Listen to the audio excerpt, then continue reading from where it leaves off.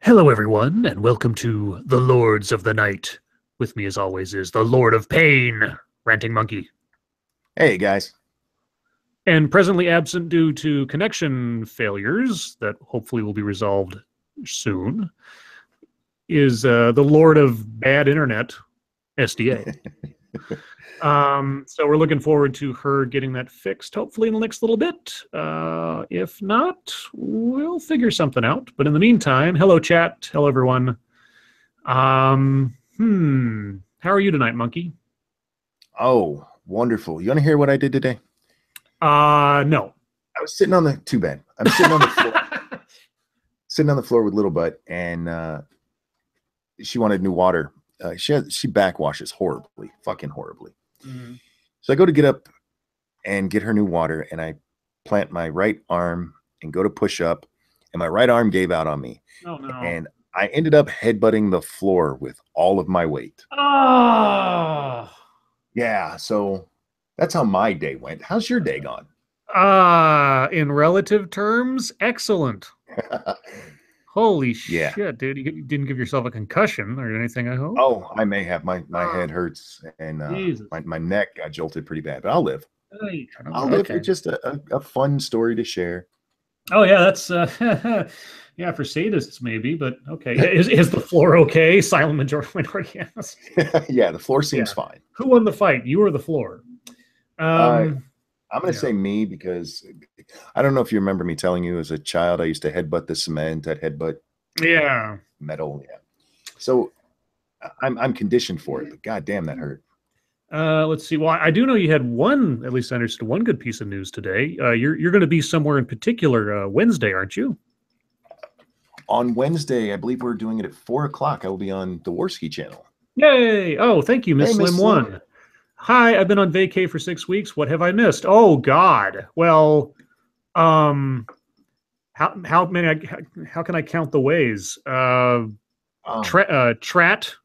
You missed Trat. How many other like instant memes has you missed? Oh, it's far too many to name. Far too many. What you need to do is go back and watch each of the episodes. Mm-hmm. We talk slow enough that you can watch them at 2x speed and get them out of the way in an hour at a time. You'll be fine.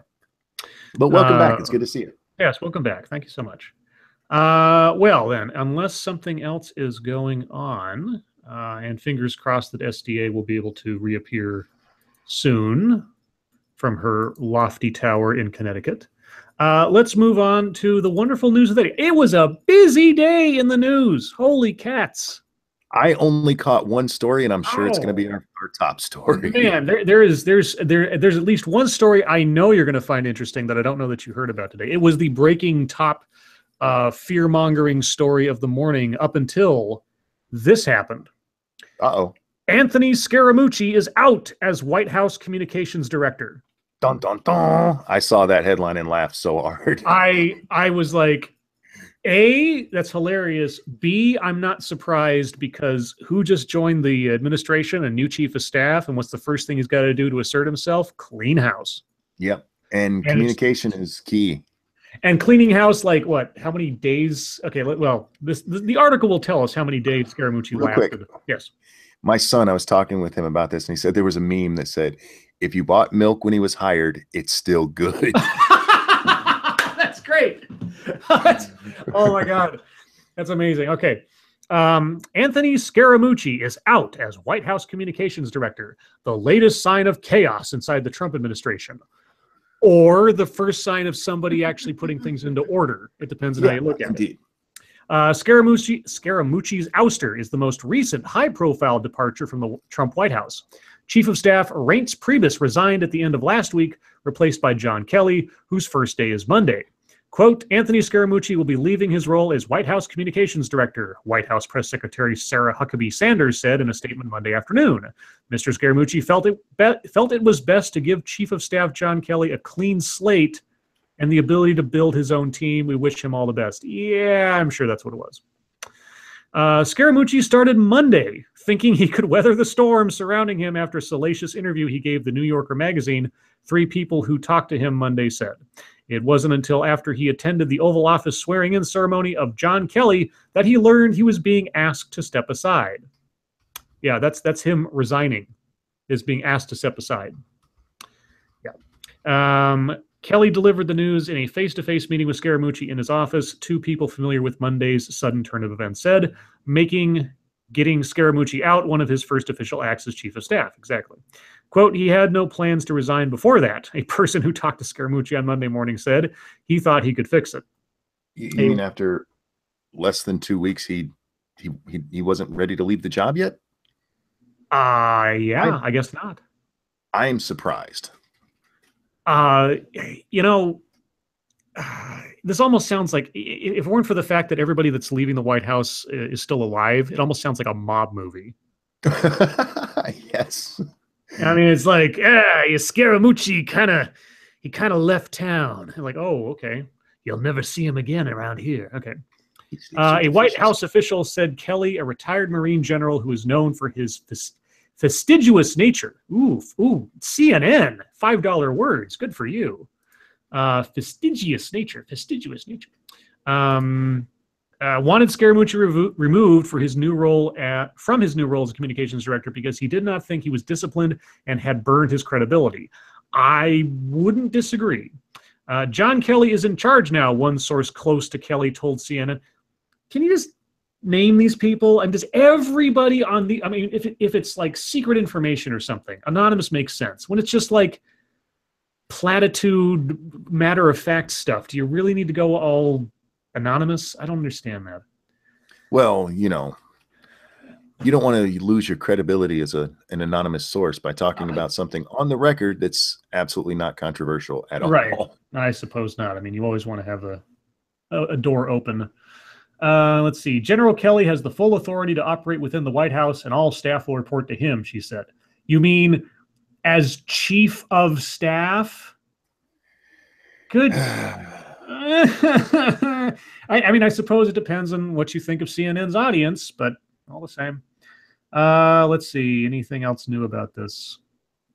Scaramucci is the 3rd White House communications director to leave the post that had been vacant since late May, when Mike Dubke left after about 3 months on the job. Sean Spicer, the former White House press secretary, also assumed some of the communications director role before he resigned when Scaramucci was hired July 21st. In addition to Priebus, Katie Walsh, the former White House deputy chief of staff, left the administration in March, and Michael Short, an assistant press secretary, resigned earlier this month when it became clear Scaramucci was going to fire him. Oh, well, I guess he should have waited. Let's see. Scaramucci's departure comes days after he unleashed a vulgar tirade against 2 top White House officials in a conversation with a reporter. Yeah. Oh, yeah, I forgot about that. Really? Yeah. Let's look at some famous quotes from that. Quote, Reince, as in Reince Priebus, is a fucking paranoid schizophrenic. Paranoiac, he said, mimicking Priebus when he added, let me leak the fucking thing and see if I can cock block these people the way I cock blocked Scaramucci for 6 months. God damn it. Why would you push this guy out of the communications role? He's so clear. He was. I mean, there's nothing ambiguous about that. No, there's nothing ambiguous. It's straight out of Deadwood, man. This guy is Al Swearingen. He should have stayed director. My God, it would have been great. Thank you, Crazy Opinion. Make ad for you guys. Has to be sponsored by me, and you have to throw a dyslexic joke in there. Oh, God. Okay. Read it backwards. Serenity Lotus, thank you so much. Been a while. Hey, everyone. Anyone see the Shapiro versus Cenk debate? I started watching the first 15 minutes or so, and then I got caught up in work stuff. Even in that first, like, very brief time before I got really into it, it was obvious Cenk was losing ground quickly. I mean, he sounded relatively reasonable in the first couple of responses, but the audience was completely triggering him, and it was obvious from the first get-go. Holy cow, guys. Thank you so much. Sanguine, thank you. If they named people, it would be easier to call them on their shit, so they got used to just always saying, according to sources. You deserve this. rock opera about a dude punching a baby. You knew that was coming. I knew it. I called it last night. You called it yesterday. I called it yesterday. Okay, guys, just as a preamble, because SDA is gone and we don't know if she'll be back, doing really complicated ads, like abstract concepts, is going to be tough for me tonight without like leaving Monkey hanging. So I will do them. They may not be read until tomorrow night, as per usual with these things. If you give me like a simple, here's a product item noun thing, then I might be able to do those. I'll still do them if they're complicated. Just might not be tonight.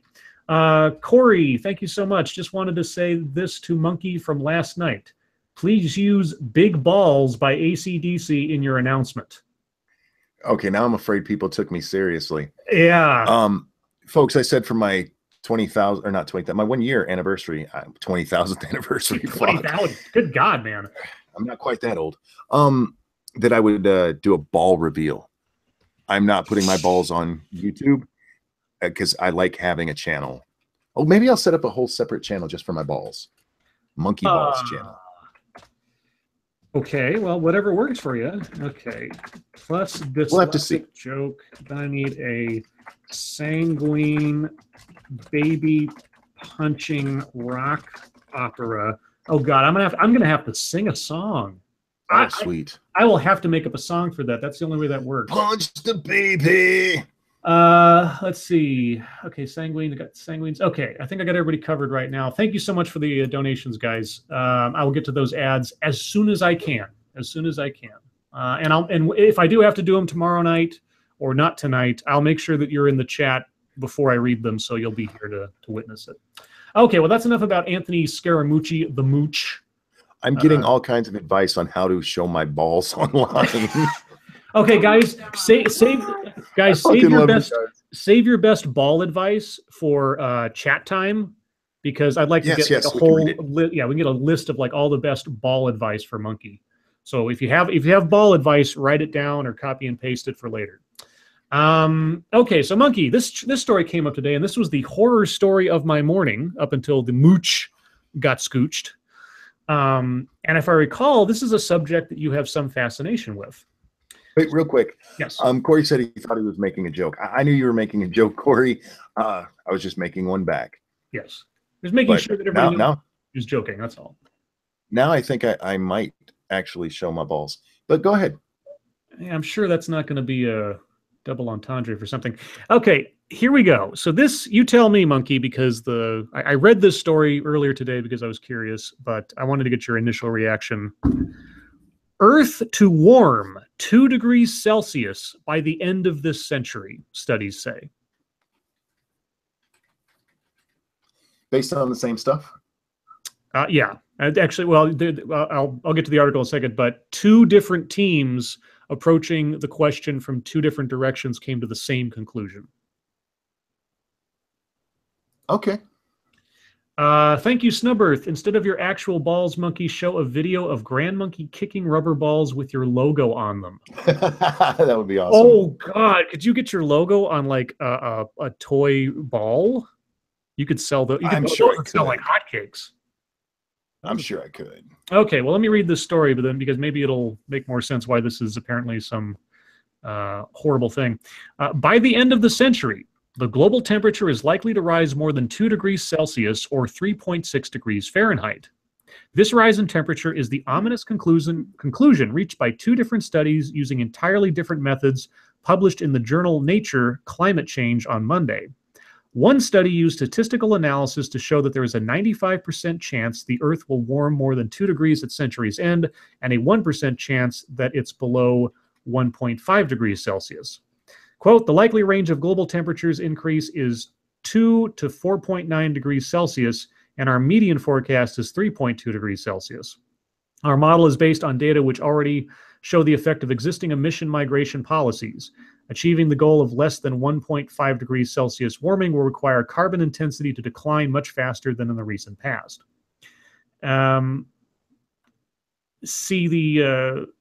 The deal is here is that they're saying that this change in a couple of degrees will, quote, that life will change Life on our planet will change as we know it. Rising seas, mass extinctions, super droughts, increased wildfires, intense hurricanes, decreased crops and fresh water, and the melting of the Arctic are expected.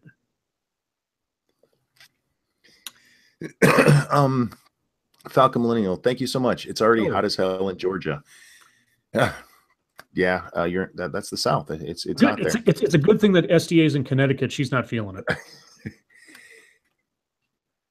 Here's okay. You're gonna make me do the global warming thing, aren't you? Well, I remember that you had an interest in this subject, and they're saying that by 2100, this is going to happen, and consequently, a whole bunch of crazy stuff. Because sorry, go ahead. I'm gonna interrupt you there. I'm sorry. They've been making predictions like this since the late 80s, when global warming really took hold, and by 2000, it was already supposed to be where a good portion of the coast was underwater. All the way around the United States, it was supposed to shrink quite a bit. The problem with all of these predictions is that they don't seem to come true, so they keep having to push things out and push things out. One of the things we heard is that we would have, if Al Gore famously came out and said that we were going to have much harsher hurricanes, and then we didn't have a hurricane make landfall in a historic amount of time. The time between landfalls was unheard of, you know, from this violent, from all of this. There's so much about this that is unknown. Let's say, just for argument's sake, yes, absolutely, temperatures go up 2 degrees Celsius. There is no reason whatsoever to believe that's going to cause mass chaos. There's just not. It's 2 fucking degrees, or in our language, almost 4 degrees. There's no reason to believe that's going to cause planet-wide chaos. Now, if you were talking 10, 15, maybe even 20 degrees, sure. 2 degrees, no.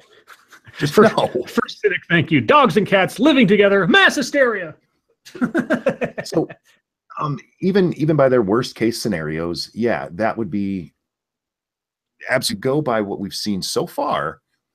It really hasn't been that bad, even with the rise in temperatures we've seen so far. Scotch, remember in the 70s there was a prediction about a big freeze? There was, and one of the theories is that, by some people, there's a whole lot of theories out there, guys. Don't think that mass chaos is the only theory out there, but there is a theory out there that the reason the ice age has been postponed is because of the global warming caused by man with our fossil fuel burning. But there's still so much we don't know, and all I want is fucking science. That's all I ask for. And real science, not well, we have this model here that's never been correct before, but we think it is now.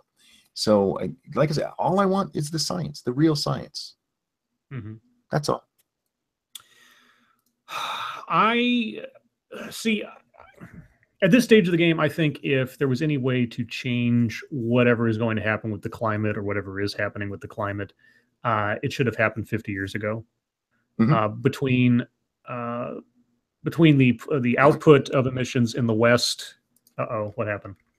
I just read something in chat. Todd Packer said global warming cut me off in traffic today.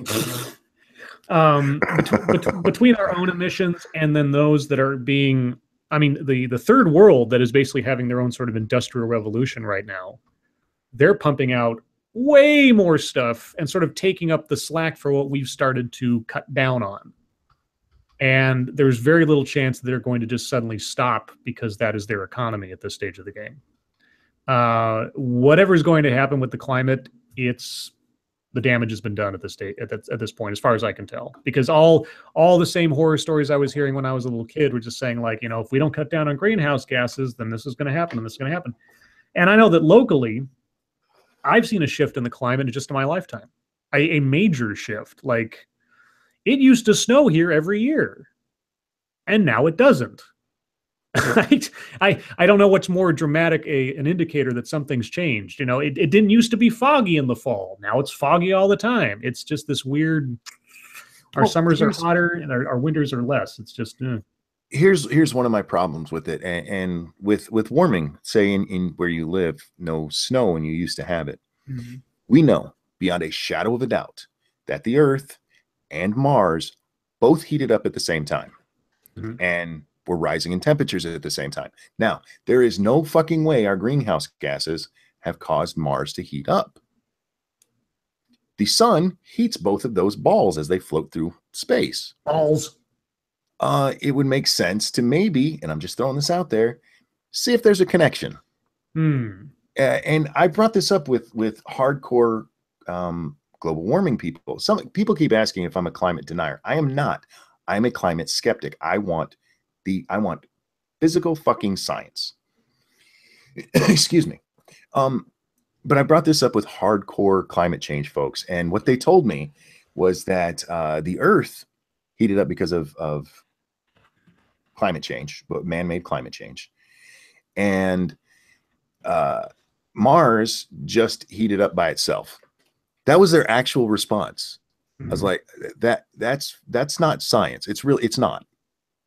Now, if you can tell me, yeah, they're not related, but then you're going to have to show me how.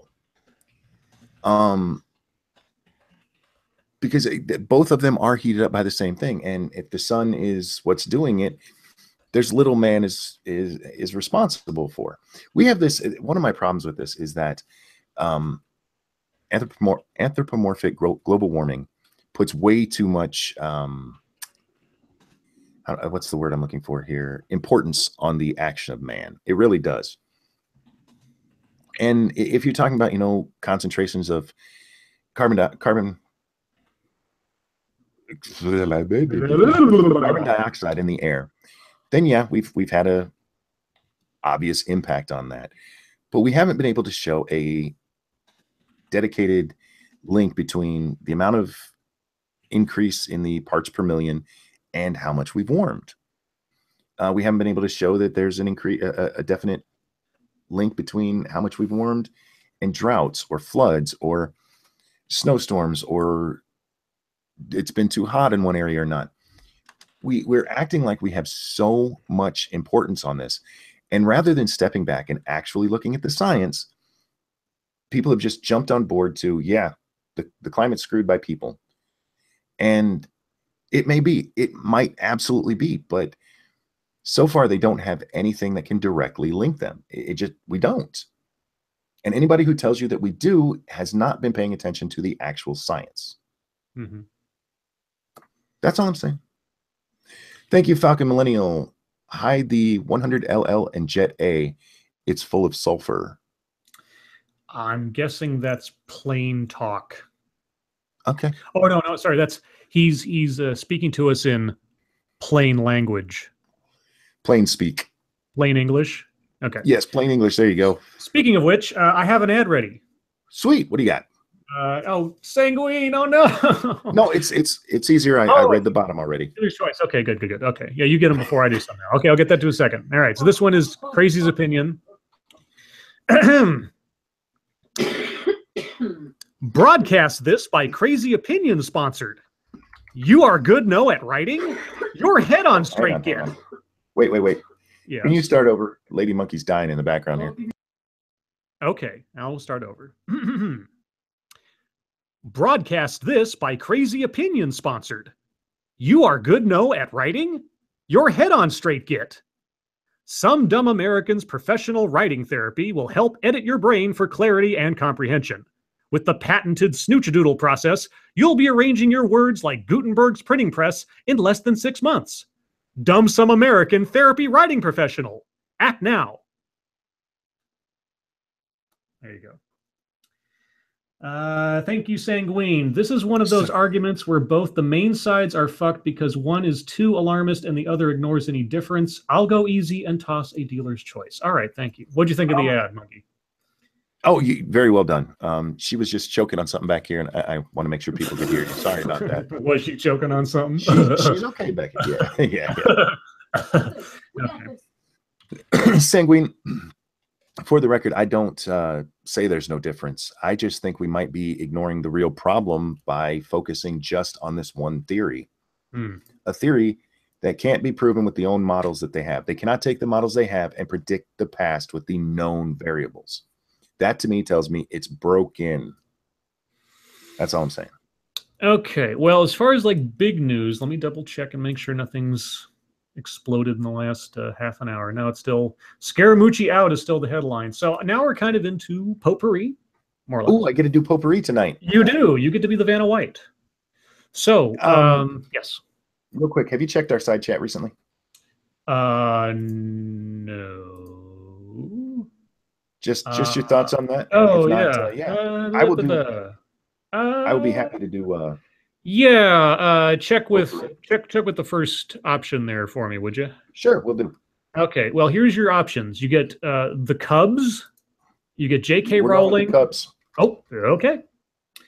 I'm a Cubby fan from way back, so we're going with that. Well, then you might find this interesting. Steve Bartman will receive 2016 Cubs World Series ring. Oh. Do you know who Steve Bartman is off the top of your head? The name is very familiar. All right, here we go. After more than a decade in exile, facing scorn from fans who believe he cost the Chicago Cubs a World Series, Steve Bartman will receive a championship ring from the club. The Cubs announced Monday they will give Bartman a 2016 championship ring as a gift from the franchise. I watched that game. And the Ricketts family. I'm sorry. Yes. Mm-hmm. I know. Okay. Sorry. On behalf of the entire Chicago Cubs organization, we are honored to present a 2016 World Series championship ring to Mr. Steve Bartman, the Cubs said in a statement. We hope this provides closure on an unfortunate chapter of the story that has perpetuated throughout our quest to win a long-awaited World Series. While no gesture can fully lift the public burden he has endured for more than a decade, we felt it was important Steve knows he has been and continues to be fully embraced by this organization. After all he has sacrificed, we are proud to recognize Steve Bartman with this gift today. And in case you don't know who Steve Bartman is, here we go. Bartman gained infamy in October 2003 during Game 6 of the National League Championship Series, which the Cubs led 3-2. The longtime Cubs fan unwittingly interfered with outfielder Moises Allou's attempt to catch a foul ball in the 8th inning as Chicago held a 3-0 lead in the game. The Cubs would surrender that lead and later lose the series, and Bartman became nearly the sole source of blame for angered fans. Bartman dropped off the social map in the following years as virtually every attempt to contact him or his family was unsuccessful. ESPN's 30 for 30 series documentary, 30 for 30, God damn it. ESPN's 30 for 30 series documented the aftermath of the incident in Catching Hell, which also drew parallels to Bill Buckner's error in the 1986 World Series. I've watched Catching Hell. I think you can find it on Netflix. It's so incredible and depressing at the same time what happened to this guy. Bartman, like Buckner, became a sympathetic figure to many inside and out of Chicago, especially once the Cubs ended the so-called curse by winning the 2016 World Series.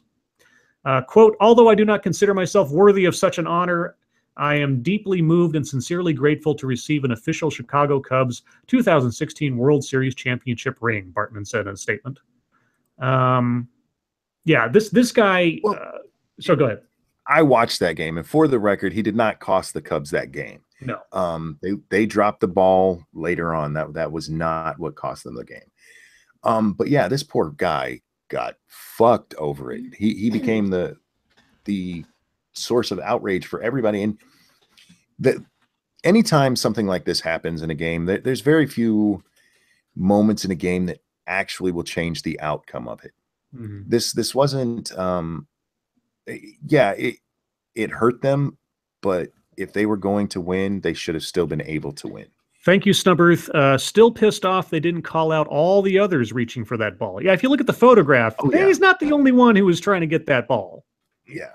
I'm happy they did that for him because, he was the GOAT for that and didn't deserve to be. Yeah, and he got death threats. He got harassed. I mean, it was insane. Rabid, stupid fans. You want to talk about like YouTube commenters coming after you when you say the wrong thing or do the wrong thing. This guy, his entire life was ruined. Yeah, he was like public enemy number one for every Cubs fan. Thank you, Lanny Stanfield. The Cubs are the ones who choked and lost the game, but Bartman was the one who got the shaft. Exactly. Yes. Exactly. He was a scapegoat.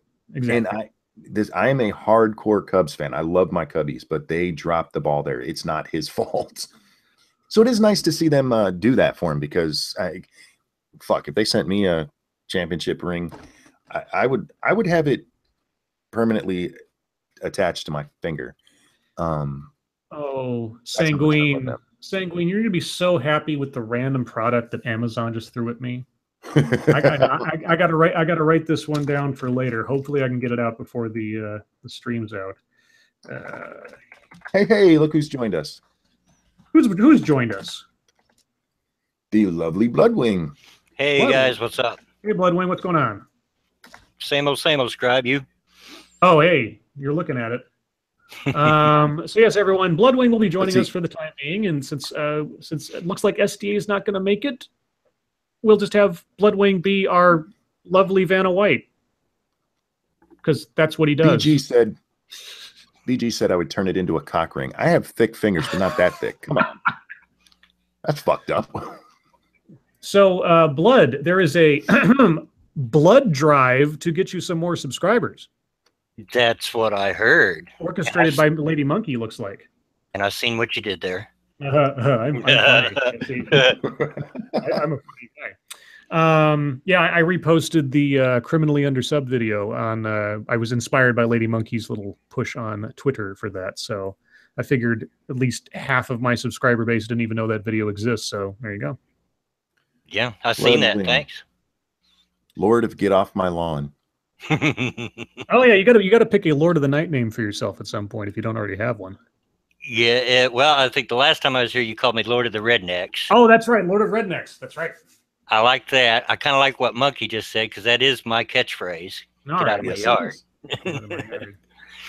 Well, would you like to be Vanna for the last two potpourri stories before we get to MSS News? Sure, if Vanna sports a big beard. In this world, why not? Because I'm not going to question your gender choice. So we have remaining J.K. Rowling and peanut butter. Oh God, let's get the suck out the way. Let's go with J.K. Rowling. All right. So in a rare mea culpa, J.K. Rowling apologizes for falsely accusing Trump of ignoring boy in wheelchair. Let's see. Long enough. Well, that's the first line in the article. It took 3 days, but J.K. Rowling says she's sorry. The Harry Potter author apologized on Monday for a series of tweets that falsely accused President Donald Trump of refusing to shake the hand of a child in a wheelchair during an event last week. Rowling said she was informed her tweets from Friday were, quote, not a full or accurate representation of what happened at last Monday's healthcare event at the White House, and deleted them. She also apologized on Twitter to the boy and his family, though she did not extend the same courtesy to Trump. Okay. Wait. That's not an apology. Full telling. She said that Donald Trump wouldn't shake his hand like it was contagious or something. It was a blatant fucking lie. Oh, you cunt. Anyway, keep going. I'm sorry. A spokesperson for Rowling did not say whether she would issue an apology to the president. Rowling on Friday tweeted out a video which was edited in a way that suggested Trump ignored the outstretched hand of 3-year-old Montgomery Weir. The best-selling author wrote at the time that it was stunning and horrible. Trump, quote, cannot bring himself to shake the hand of a small boy who only wanted to touch the president. The first in her series of 7 tweets had racked up more than 75,000 retweets by Monday. Unedited video, however, showed Trump did, in fact, greet the boy, crouching down to eye level to shake his hand. PolitiFact declared Rowling's initial claim to have a pants on fire rating.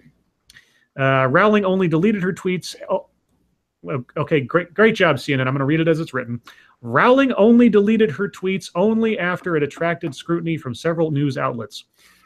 You want to not repeat words that close together, CNN. Just let you know. Including former CNN host and Daily Mail columnist Piers Morgan, who wrote in a Monday column that the author's refusal to correct her tweets was shameful.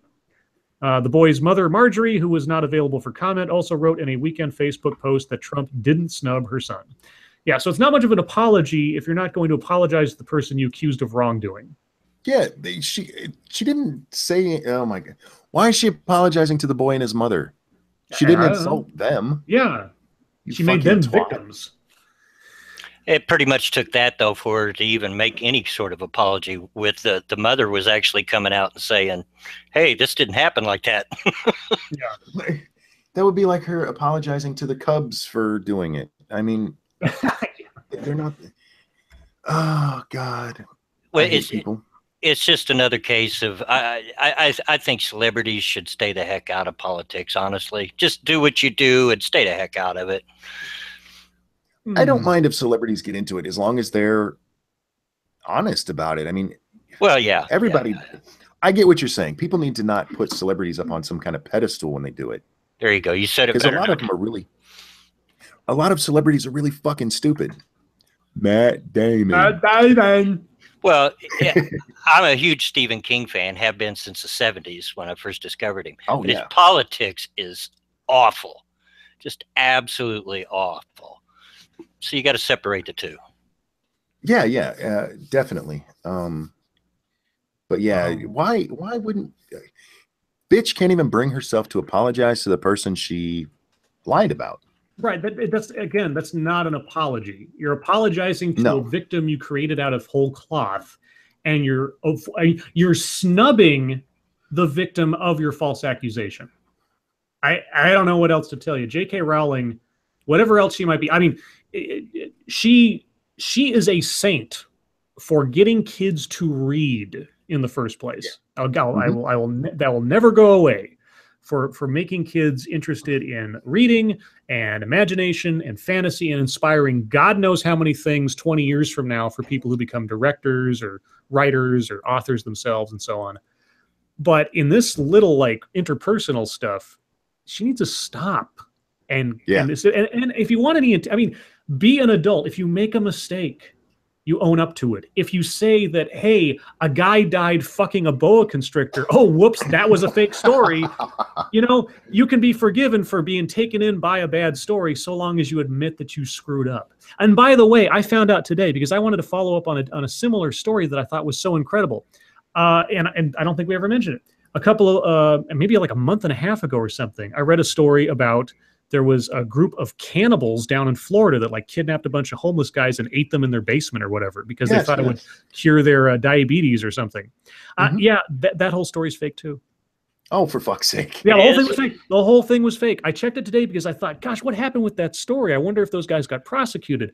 And the very first thing that comes up if you put in like Florida Cannibals 2017 is a Snopes article saying this is from a satirical news site that had the story reposted in several legitimate papers. And I was like, oh, so we were duped by somebody else being duped. Okay, so this is and I was going to mention this. This is a long delayed apology to our viewers for having read a story that was fake, but still, it was a great story, even if it was a fake one. So, well, there's also a difference between reading a fake story and posting that shit and then refusing to apologize.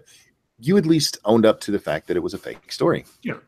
She doesn't even tell us how she came to the understanding that Trump refused to shake this kid's hand. She doesn't tell us where that comes from. She just, I'm sorry to the mom. Fuck you, bitch. Yeah, there's so much that you can go at Trump and be honest about without having to invent crap like this. I mean, oh yeah. Okay, I'm just about finishing an ad for Sanguine, the random one. Oh, I'm gonna need some participation from you guys though. Oh boy. Okay, hold on. I know, no, it's very brief. Doesn't involve singing, does it? Nobody wants to. No. I just need you to respond in the affirmative, like excited children, when I ask you a couple of questions in the ad. Okay. Okay. And you've seen enough ads, toy ads growing up as kids that I think you could probably pull this off. All right. So here we go. Hey kids, do you like plushies? Yeah. Do you like unicorns? Yeah. Then you need the new toy sensation. Run to the store and grab a set of Sanguine's horny horses. Mom, I gotta have one now. That's it. Yeah, the first product that came up was plushy unicorns. And I thought, oh, I can do something with this. So there you go, Sanguine. You and your horny horses. And the baby punching rock opera. Even if I had the time tonight, I've got to come up with some kind of song for that, and that's going to take at least a day. So that one I will hold on to. I'll work on it tomorrow, and I'll get that to you tomorrow night. Okay, moving on. We got our last potpourri story before we hit MSS News. This one amazed me. Stunned. I heard the story on the radio this morning. I didn't hear the details of this until I read this afternoon, but here we go. Jailbreak. Inmates used peanut butter to fool guard. All right. Only, and all apologies, Bloodwing, only in the South.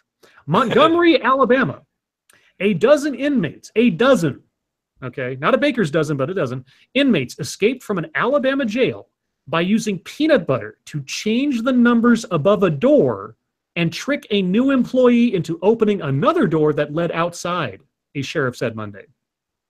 The inmates changed the number above a cell. All right, so the inmates changed the number above a cell to the number that identified the door leading outside the jail. So when an inmate asked a young, inexperienced jailer to let him out of his cell, the jailer was fooled into opening the outside door instead. Okay. The group then fled, throwing off their orange uniforms and using blankets to climb over a fence topped with razor wire on Sunday evening. Quote, "It may sound crazy, but these people are crazy like a fox," Walker County Sheriff James Underwood said at a news conference in Jasper. Inmates, quote, "scheme all the time to con us and our employees at the jail," Underwood added. "You have to stay on your toes. This is one time we slipped up. I'm not going to make any excuses." Okay. The sheriff said the inmates, quote, "went off in every direction, but all but one were captured within 8 hours," and the sheriff said he hoped the last prisoner would be back in custody by the end of the day Monday. The 11 were arrested without violence, and the only person seriously hurt was an inmate who sliced his thumb climbing over the fence. The fugitives were between 18 and 30, facing charges ranging from disorderly conduct to attempted murder. A manhunt continued for the last fugitive, Bradley Andrew Kilpatrick, 24, of Cordova, who had been jailed on charges of possessing marijuana and drug paraphernalia. Well, at least he's not like a convicted murderer or something. But he quote, escaped with peanut butter. Yeah, hold on. Quote, "They took advantage of a young fellow that hadn't been here very long and who had to monitor 150 inmates at the time," the sheriff said. "They apparently saved peanut butter from food regularly served at the jail. They love their peanut butter sandwiches," the sheriff said. Maybe you should have practiced the buddy system.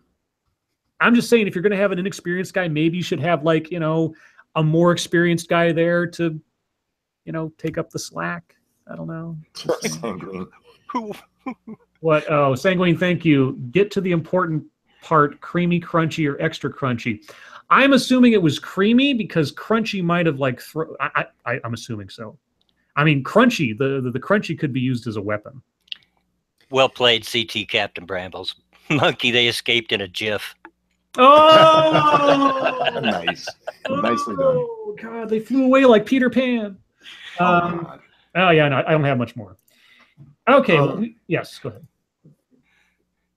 Maybe, and I'm just throwing this out there as a helpful thing for this jail. Mm-hmm. Buy some paint, repaint all the numbers in something that doesn't look like peanut butter.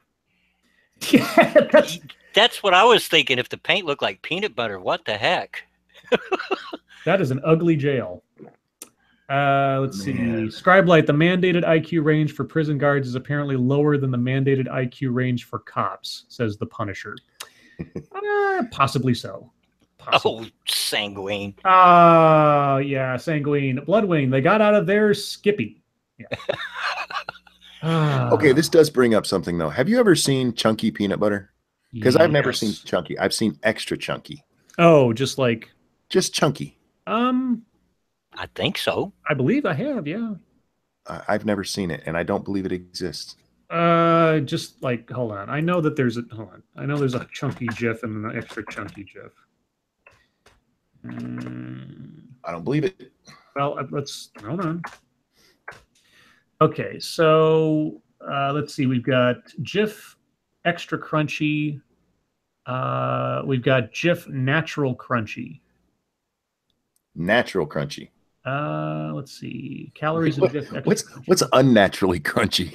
Well, what the fuck are they putting in there? No, it might be like that natural peanut butter, but it's crunchy. Yeah. Oh, that shit. Oh, yeah. The stuff you got to stir up. Yeah. So let's see. Back when I was little, they just called that peanut butter. Yeah. So there's natural crunchy, and then you've got their regular classic extra crunchy. Yeah. No, I don't see anything that's just crunchy aside from the natural stuff. Well, crunchy doesn't exist. There might be a brand that does, but maybe not Jif. But that aside, for all your jail escaping needs, I wonder what brand of peanut butter it was. Man, would that be an endorsement? It's probably that institutional size stuff that's just peanut butter. Do you need a great escape? Try Peter Pan or something. Okay, on to MSS News, and everyone in the chat, if you have news stories you'd like us to take a look at, please send them to us via Twitter using the hashtag MSS News, and we will take a look. We appreciate it. Yes, we appreciate it. No matter if we read it or not, we might get to it tonight, or we might get to it tomorrow. Now, there's one I have to look for because Jesse Green went out of his way to post a story that he really wants me to take a look at. So let me try to find it down here. Wow, you guys have posted a lot of stuff today. Where'd it go, Jesse? Man, you guys are on the ball. Jesse. You know why? It's because last week we ran out of shit to talk about. that could be so. That could be so. Okay, now let me go back to my. Who are we looking for? Jesse? Hold on. I'm gonna have to look for it in my own little tags because I don't know where he put it. Okay, here it is. This is from Jesse Green. Why a woman blames Trump selfies for her divorce. Oh. Okay. The news release begins with a statement as terse and vague as you would expect from a high-profile couple confirming their divorce after reporters got wind of it. Lynn and Dave Ehrenberg, a former Miami Dolphins cheerleader and the top prosecutor in Palm Beach County, Florida, respectively, have decided to respectfully and amicably part ways and end our marriage, they announced in a joint statement last week. We kindly ask for your support, blah, blah, blah. Okay, so what's the deal? And then you get grabbed by the pussy? I don't know yet. And then, mystifyingly, the next 7 paragraphs of the news release are spent obliterating privacy and expectations alike. The release, which was issued by Lynn Ehrenberg's PR representative, quotes almost verbatim from a gossip website about the, quote, brand new BMW and tens of thousands of dollars that she apparently extracted from her husband in a settlement. It claims the state's attorney's reluctance to have children contributed to the breakup. And it concludes with the line that would propel the couple's divorce case from Palm Beach County gossip pages to international news. Quote, a staunch Republican and supporter of President Donald Trump, Lynn also said she felt increasingly isolated in the marriage, unquote. Okay. I guess she was a Trump supporter and he wasn't. And she had selfies with Trump and so he hated those, I guess. Is the implication that they had a disagreement on whether Trump was okay or not? I'm trying. Okay. Let's see. While Lynn Ehrenberg has been a Trump fan since his days on The Apprentice, she owns a 3-legged dog named Ivanka. Oh, God. She said her husband had known the mogul for years. He raised political funds at Mar-a-Lago, she said, and took her to the resort nearly every weekend, even as Trump's brand became increasingly toxic to her husband's liberal base. Quote, I'm walking through the red carpet, Jesus, and he's sneaking through the bushes, she said, recalling selfies she snapped with the future president and his wife, Melania Trump, while her husband would run and hide from the photographers. He'd ask me not to take pictures. He wouldn't want me to post because he's a Democrat is the problem. So he doesn't want to be seen with Trump because that would, okay, this is a long article. I think that's the gist, but thank you, Jesse. That was a epic story that I did not know I needed to hear. So that's a fucked up reason to divorce your wife. I'm just throwing that out there. Oh, monkey. You're going to like this one. Uh-oh. This story comes from Caleb Coley or at Whiskey Theorize on Twitter. If this is what I think it is, you're going to love this. Mini Mayweather to fight Mini McGregor night before the real thing. Oh, oh! Tell me there is a link you can send me with pictures.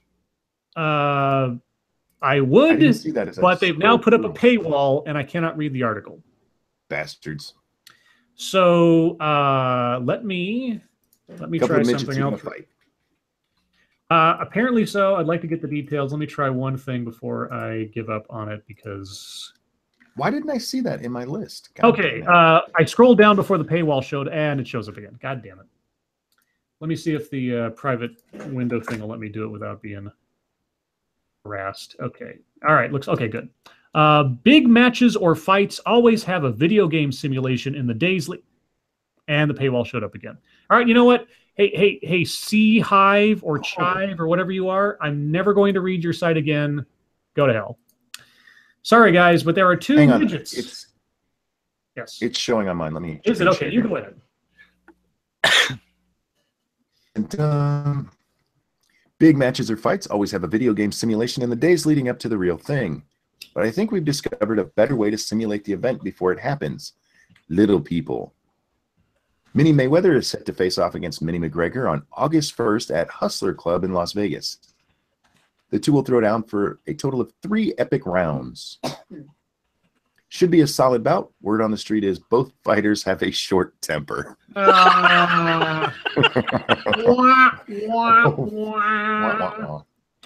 on a second here. And because I don't know if the paywall will show up for everybody, I'll just share the screen so you guys can see them. Oh, yes. That's a good idea. Let me focus in on you. There we go. That's hilarious. My money's on the black guy because I think he's got a longer reach. And his elbows seem to bend, and the other guy looks like a normal midget. Oh, but check it out. He's packing. Look at that. I know, right? He's no midget everywhere. No, he's not. Get it, boy. Yeah. Yeah, if he doesn't punch him with his hands, he can always... A dick punch. No, he can always cold cock him. Yeah, nice. Wah, wah. Okay. Let's see. What else do we have? What a night. 3-legged dogs named Ivanka and midget boxers. Yay! There's actually midget boxing you can find on YouTube. Some of our viewers have been nice enough to send it to me. It's fucking great. Oh, this is what usually happens is one of them's bigger than the other one, so they're just able to stand in the middle and punch as the guy runs in. Oh, I'm sorry, I shouldn't laugh, but it's funny as hell. You guys should watch it out. That's all I'm saying. So when they go down, do they give a short count? I've never seen one of them go down, so I can't. I get your joke, but I want to see one of them get knocked out. I want to see. Is this wrong? I want to see a midget get knocked the fuck out. Dude, just watch a couple episodes of Jackass if you want to see that. Oh, true. Okay. Sorry guys, we've gone long tonight, so I'm going to do this last one because this, if I'm correct, this sounds like a cute story to end before we go on to YouTube stuff. And this comes from Jordan250. And there's a video attached to this, so I will put the link in the chat for people in case you want to see the video involved. Girl asks cop to search new home for monsters. Sydney was excited when Officer David Bonday stopped by because she wants to be a cop when she grows up. Longmont, Colorado, when 4-year-old aspiring police officer Sydney Fahrenbrook moved into her new home, she became worried after hearing sounds when people weren't up. She was afraid the monsters would come and hurt her family at night, so she requested backup. Sydney met Officer David Bonday at a fundraiser earlier this month and asked for his help searching for monsters in their new home. Bonday, who has no prior experience in monster hunting, promised he'd come to help her investigate. He showed up to search the home on July 23rd, even letting Sydney use his flashlight to shine a light on the monsters. Quote, she just checked under the couch, but he wanted to make sure there weren't any under the couch cushions, Mom Megan Fahrenbach told KDVR. And then they ended up going in the front yard to make sure there was no monster activity in the front yard. While they didn't find any monsters, they found a friend in each other. Sydney calls Bonday her best friend. She wants to grow up and be a cop and help other people find monsters as well. Megan Fahrenbach said, "Oh, that's just too cute." That is really cute. That's too cute. It is. Good on him for indulging her. Now there's some good community policing and stuff. Yeah, we get all these stories of bad policing. You know, people pulling their guns when they shouldn't and whatnot. It's nice to hear stuff like this once in a while. That's really nice. All right, well, guys, YouTube time. I'll go for beauty before age. So, Bloodwing, what do you got? Well, I was going to put out a video today, but it didn't quite work out. I've got one in mind that it's my first Antifa video. I don't want to go in too much detail, but it's one of those that I really can't tell if it's a Poe or not. But everything I can research on it doesn't look like it is. But it's pretty ridiculous. All righty. But is it out of Seattle? No, okay. Antifa Boston. Or Boston? Yeah. Oh, the Boston one is real. Yeah. Yeah.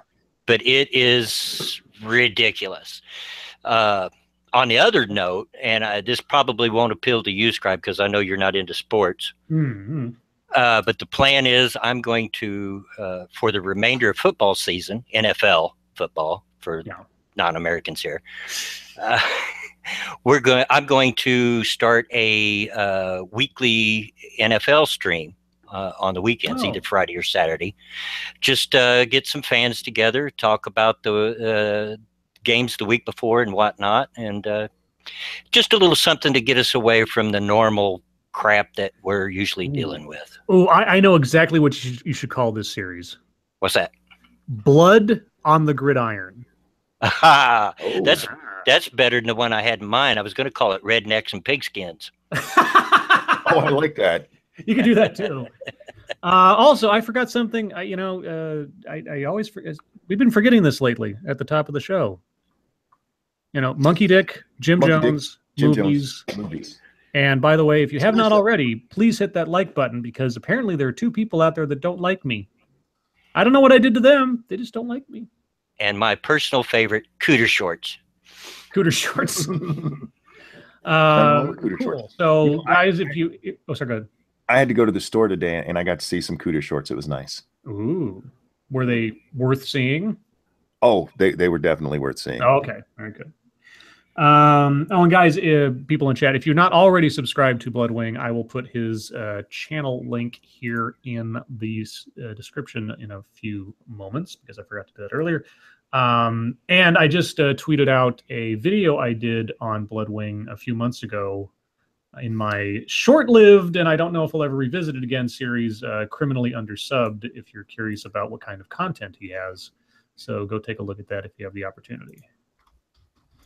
Monkey, what are you working on, if anything? I know we know what you got something coming up on Wednesday night, but are you working on anything right now? Kind of, sort of. I'm supposed to have done a collaboration with the white YouTuber like a month and a half ago, and I completely spaced it at the time. And I'm trying to get that one done. And I was looking around today. There's like 3 or 4 stories I want to hit. A couple of them are videos. One is an article. Stuff will be coming. I just don't have anything started on them yet. Okay. You didn't say that right, Monkey. It's collab. Anytime you're dealing with Whitey, it's collab. Collab. That sounds so corporate. Corporate speak. Let's collab, everybody. Let's have a confab and collab. Okay, well, let's see. Real quick. Oh, yes, go ahead. Before you move on, I'm going to put a link to one of my favorite Bloodwing videos in the side there. Okay. Guys, make sure you watch that afterwards. Don't watch it during the stream, because that'll be fucked up. I will put that as well into the description for future reference. That's a video he did about me. Oh. Well, there's no bias there. No. I like it for the way he expressed himself, not because I'm a part of it. Oh, no, of course not. Of course. Pat says, but I'm a black neck. Oh, man. Let's see. What am I working on? So I'm debating on a project right now. So a video I downloaded about a week ago or so, after it was a live thing. It's the only one that I know of that has ever happened. A live stream discussion from The Root. They had an hour-long live stream where the chief editor of The Root, I believe it is. I forget what her name is, but she brought on all, or at least most of the male employees at The Root, or contributors. And they had a discussion about what black masculinity is. And I was like, okay, this sounds interesting.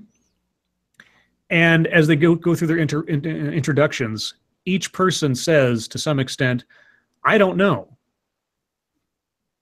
And then they go on to explain themselves. And I'm debating about doing, I mean, it's an hour long. I'm gonna have to chop it up into like just the very specific answers they give and things like that. I'm still going through it. I don't know if it'll make a good video or not. Can I help you out? Sure. When they ask what's black masculinity, just flash a picture of Pat. The end. I need to get a clip of Pat just like in front of his camera, just putting his arms up and flexing. Pat, you heard him. We need you flexing. Yeah, I'll just insert that every time she asks the question before they give their answer. That'd be hilarious. But yeah, I'm not sure. Because I'm just as curious, because I don't know. I don't know what kind of answers they're going to give. It's like one of those things where I have no idea what they're going to say next. And of the 5 guys they have on there, 2 of them say, I don't know, or I'm still figuring that out. One of them says it's hypocrisy. Another one says it's, how do you call it? Oh, black masculinity is a rack of shit I'm not supposed to do. I'm like, what? Nice. I'm like, okay. And so I've only gotten like maybe 15, 20 minutes into it so far. I'm not sure where it goes. I don't know if there are any punchlines coming. But this is on The Root? Yeah, this was, as far as I know, it is the first live stream they ever did. I actually caught it when it was happening originally. I didn't comment in the chat. I should have probably said something. I'll have to look that one up. That sounds. I would be interested to see. I mean, I'd be interested to see your commentary on it, but I'd be interested just to watch that. Yeah, it's. I don't know. It's interesting. So I'm working on that. I'm debating on whether to make a video on that or not. But I've started scripting it anyway. You mean go ahead.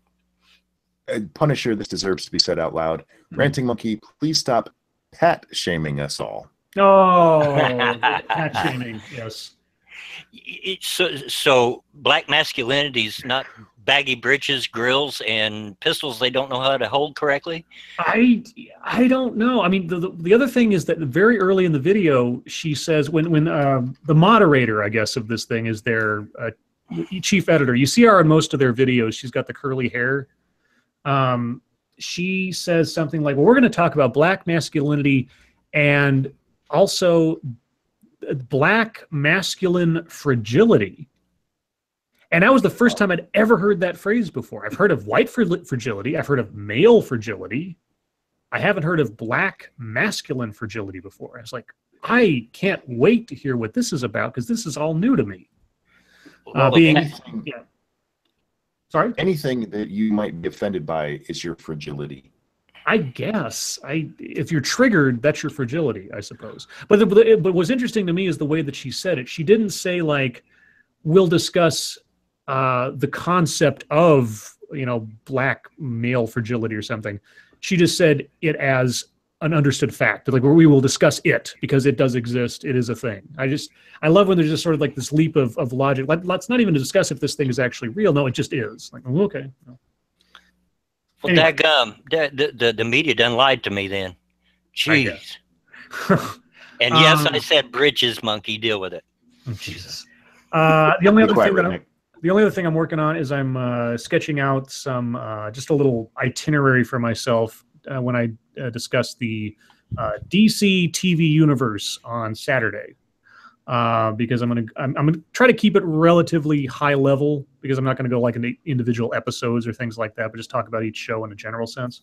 But I'm trying to sketch out a little framework so I don't lose my way. And I'll be really interested to see what people have to ask or what comments they have when that happens on Saturday.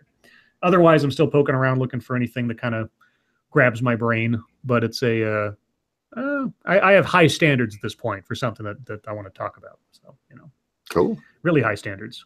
So high. Yeah. So anyway, what's our balls deep topic tonight? I actually have a balls deep topic. You do? Oh. boy. Yes, we're I in was trouble. listening to a song today, and it popped up in this came to me as I was driving home from the store. Okay. What would it take for you on your deathbed? Successful life. You got cut out there a little bit. You have to say that again. Oh, I'm sorry. What would it take for you, as you're laying on your deathbed, to say that you had a successful life? Successful life. Well, this might lead to something of an answer. It's a little bit of a story. Okay. It'll take me a minute. So several years ago, I was invited to my best friend at the time's parents' house for Thanksgiving. And I met his grandparents and his parents and his sister, and they were all very lovely people. And then after dinner and sort of in between before dessert and everything, I got into a conversation with his sister. And his sister worked, I should say, for I'll just say, a very well-known large company. And somehow it got around to someone asked me what I did for a living. And I told them, I worked in collections for this company. And the sister says, and now she's older than me at that point, by like maybe a year or two. And she's like in a relationship. She's got a kid on the way. And she says, well, I'm more successful than you are. And I was like, excuse me? She says, well, I make more money than you do. Like, okay, well, I guess it depends on how you define success, because, I mean, I went to high school and graduated. I went to college and, community college and graduated without any problems. I went to four-year college, graduated without any problems. Every job that I've had, I sold watches at one point. I'm in collections. I moved departments, and in everything that I've been in, I've done well at and been promoted or moved around and everything. And so, most things that I make an attempt at, I do well in. I don't have a lot of money, but I've been very successful. And her family were beaming at me because apparently she's like some kind of black sheep or something. They were they were proud of me for like putting one down on her. And she's like, well, I just make more money than you do, so I'm more successful. Like, okay. Yeah, so I guess it really depends on how you define success. That was the roundabout way of me getting to it, because, there's some people that say, oh, how many zeros do I have in my bank account after some big number or something. Terry Diamantis, the only thing required for me to have a successful life is getting Scribe to do an ad for me despite paying less than $10. And he paid Australian $9.99. Terry, you know what? I am more than happy to contribute to your life success. I will do it. You let me know what you want an ad on. If it's something simple, I can probably get it done this stream. If it's something complicated, you might have to wait for it. Yes, Zenith, I know that's Australian money. I know that it's only worth about 3/4 of a kangaroo, but I'll take it. Well, see, that's why the way I asked it was about you specifically. Mm-hmm. I thought about this as I was driving home. You're cutting out, Monkey. You're cutting out. You're gonna have to try again. God damn it. Okay. Yeah. I'm gonna come right back. I'll be back. Okay. You reload and we'll come back. Scribe, you can choose. Okay, well, I will let the random Amazon product selector determine your fate. But thank you, Terry, so much. I love the random Amazon. I cannot more highly recommend randomking.com. It just gives you random Amazon products. It's so useful for this. Okay, Monkey, give it a shot. See, I'm not sure this is going to be any better. It took me a while to connect back. Okay, well, we'll give it a shot. Best. Okay. What I was going to say is that I realized that by every definition I have, I've already been successful in life. Mm-hmm. Married the girl of my dreams, very young. Mm-hmm. We had a beautiful family that we've raised into adults. I'd like to meet all of my grandchildren, but so far I have. Mm-hmm. And I make people laugh. And those, to me, are what a successful life is all about. Mm-hmm. And so the rest of my life is gravy. And that's a wonderful feeling to have,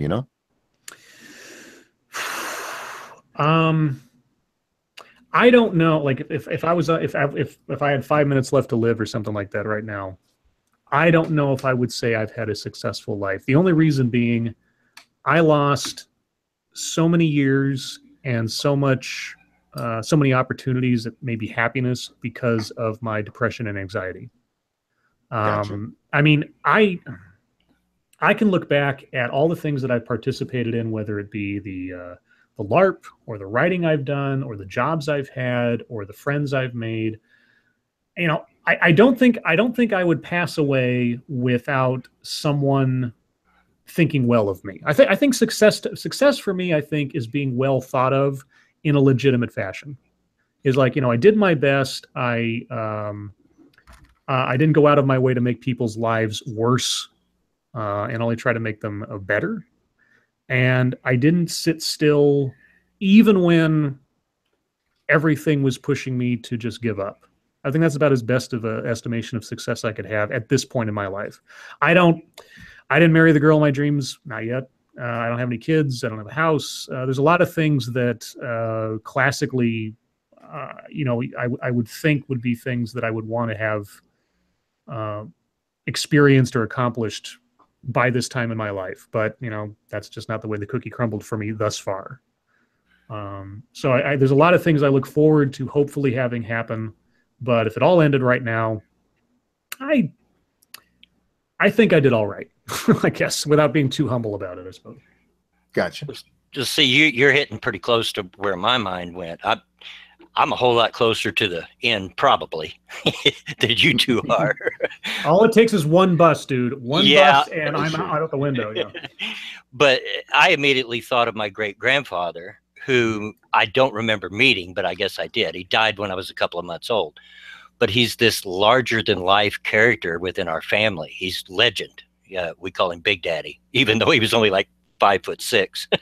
Mm-hmm. But, you know, everybody, I've never heard anyone say a discouraging word about Big Daddy, ever. And there's always these great stories, and he's remembered long. You know, he died in 1960, and people still talk about him today. And if I can just leave that kind of legacy, yeah, I'd say I made it. Okay. Yeah, I think I mean, there's that old philosophical thing, you know, no one truly dies until the last person that remembers them dies. That kind of thing. You know, as soon as you're forgotten, and, you know, barring something crazy happening, I'm not going to end up in the history books. I'd be surprised if I was a footnote anywhere, just like so many. But that puts me on the same level as, you know, 99% of the humans who have ever lived on this planet. You know, yeah. There is one more thing that I want to do before I die. And besides live another 40 years. And fuck a midget. Yeah, and fuck a midget. Yeah, I want to learn the difference and be able to remember the difference between whose and whose. WHO''S and WHOSE, because I can never fucking remember. Okay, well, ''S is just who is. I'm not going to remember this. Oh, okay. But go ahead and tell me, because I need to know who is, and the other one is possession. Yes. Okay, I'll fuck it up again, though. Yes. I don't know why. I can do it with everything else. I know the difference between its and its, but I cannot fucking remember whose and whose. Yeah, Todd Packer, I suppose I could manufacture a memory by going out in a mass shooting, but here's the thing. Here's the thing I got to tell you. You name for me the name of the guy who did the mass shooting in 2006. Yeah, exactly. Obama. See, yeah. Well, here's the thing. Mass shootings are so well publicized and are relatively a dime a dozen now that mass shootings are not a way to get your name in the history books. I hate to tell you this. I mean, if somebody's specifically looking to that, to the families you destroy or something, yeah, you'll probably be, you know, either not spoken of or thought of with hate forever and ever and ever, at least until they pass away. But no, if I was going to do something memorable, it would be something. Well, here's the one thing I guess I can say. I considered myself successful more often than not when, and I know I'm coming back to some nerdy stuff, but in the course of my time with the LARP group I was a part of, two things I did when I was a administrator in the group, and when I was just a player.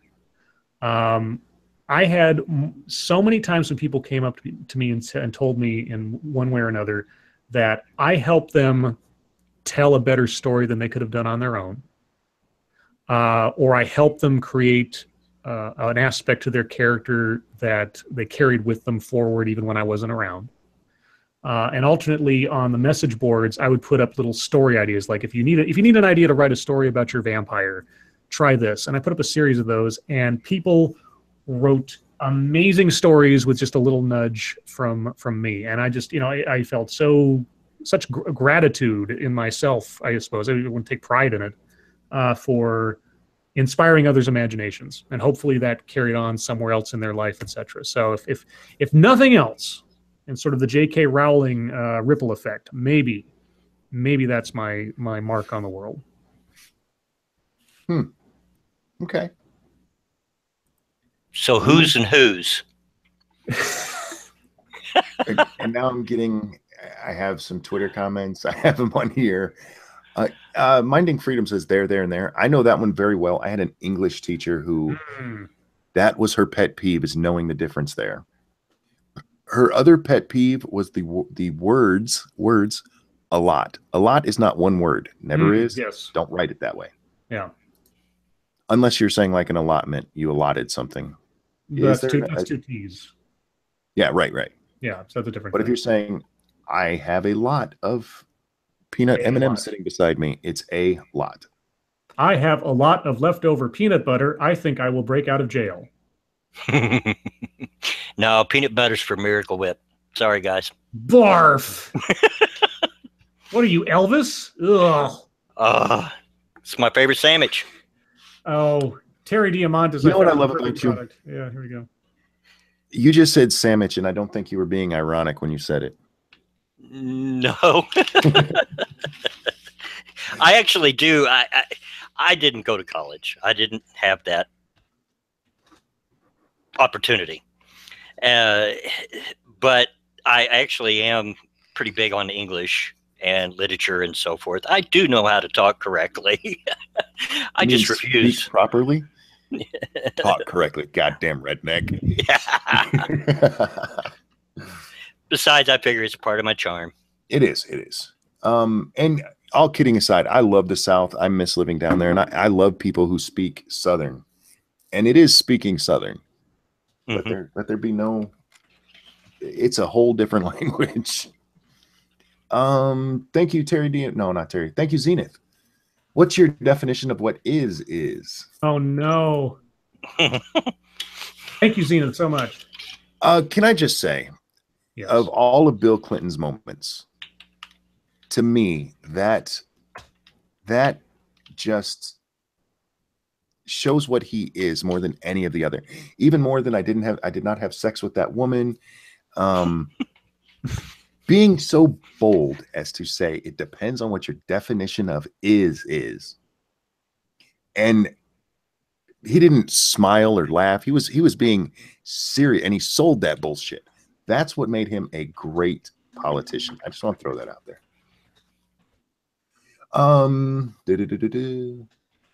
So Bloodwing.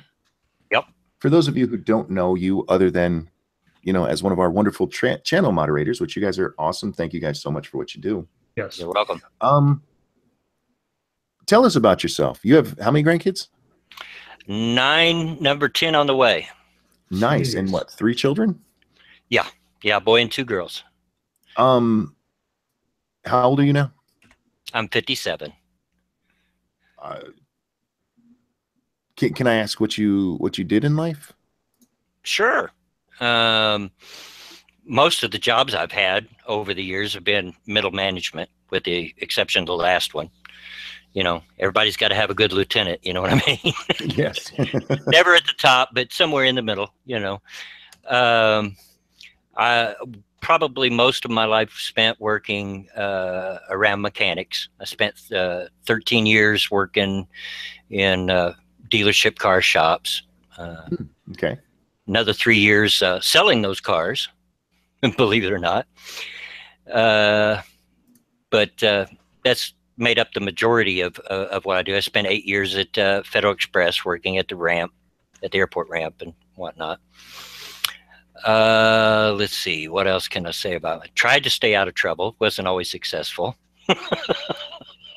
Ever gone to jail for killing a man?